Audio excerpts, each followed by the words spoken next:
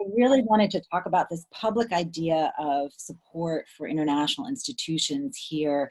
And I'm wondering if pre-pandemic and post-pandemic, you may have seen a difference. And going back again to my question of the fact that there's been so much economic loss and upheaval. And, you know, I especially, my research focuses on millennial and Gen Z audiences and their priorities. And some of the polling I've been doing, and granted it's smaller scale, but some of the feedback I've been getting is that this notion that they're not sure of America's place in the world, that perhaps they do view the democratic ideals as positive and something that are shared and more common than not, but there's this idea of, well, what can we do? What can we really do to make change on a global level when we can't even afford to pay rent this month? And I think that we, you know, this polling pre and post pandemic, we should look at also, because I do feel that there might be some slight changes in how much we feel and how fast we feel we can make this change happen, especially considering we might have a second Trump administration, and that might look very different. Have you built in these considerations into your kind of long-term planning, project planning? Yeah, you're raising a very, very relevant point, which is not only how has the pandemic affected perceptions of American leadership, but also how have these kind of simultaneous crises, racial injustice and George Floyd killing, the kind of astonishing remarks that we've seen from the president when it comes to whether he's going to commit to a peaceful transfer of power, just basics of the way in which the United States has been seen as a leader. That's affecting public opinion here at home, and especially among younger people. I think we're seeing the same dynamic where younger people are much less confident that the United States has the moral authority to lead the way the U.S. has for so many decades previously. There are a lot of question marks about, you know, how can we be in a position where we're trying to tell or explain, you know, trying to advocate for certain ways that authoritarians should govern when we're not doing such a great job at it here at home. It's this question of modeling good behavior and serving as an example.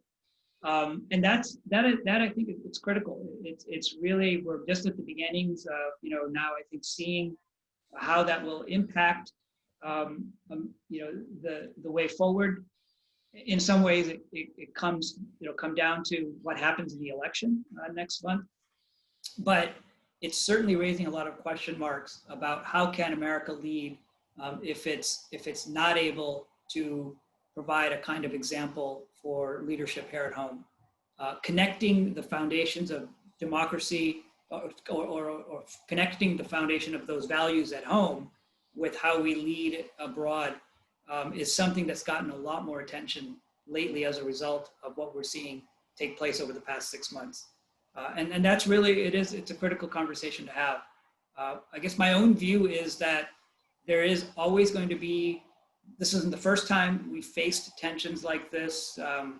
You know, we've had the riots of the 1960s. We've had a lot of times in our own history where it was clear that the US wasn't living up to the kind of values and aspirations that it was expecting from countries abroad. And we have to do a better job here at home of getting our house in order, of getting the leadership on these issues headed in the right direction. But that's also a time-consuming process. It's not going to happen overnight, and I don't think we can sequence them. It's not like we have to get everything perfect here at home before we now have a voice to advocate for these kinds of issues abroad. They're going to have to happen simultaneously. They're related, but they're also complementary. And what it'll take is real moral leadership from the top.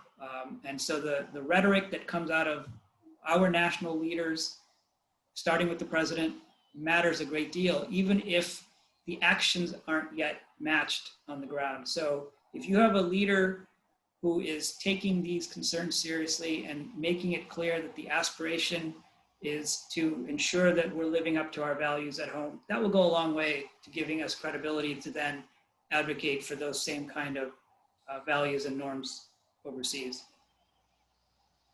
I absolutely agree with you that these local levels, like the Black Lives Matter protests, aren't just our protests, right? We saw them exploding in countries all around the world.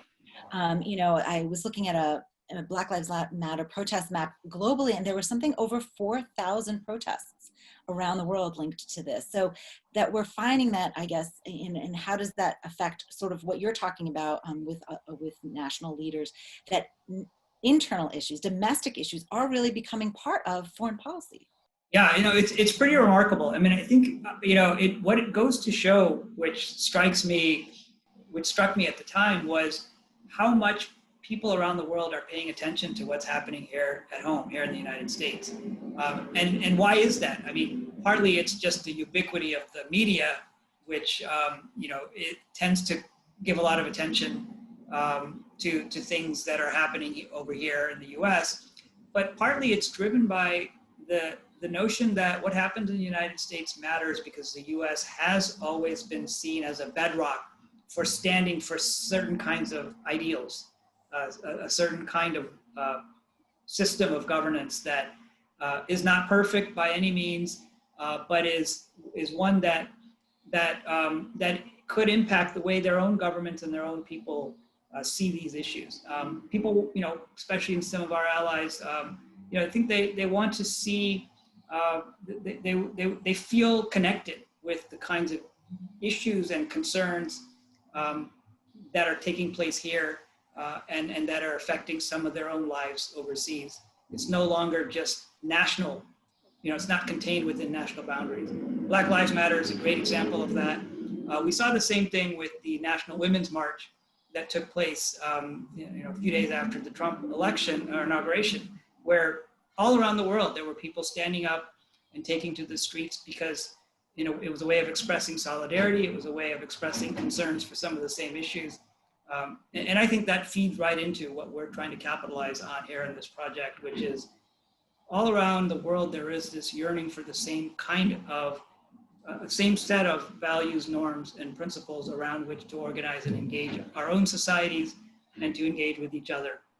So it's really incumbent upon our leaders to see the world and to seek the connections and harness those so that we're able to pull in the same direction and you know, leverage our own capabilities to address these challenges.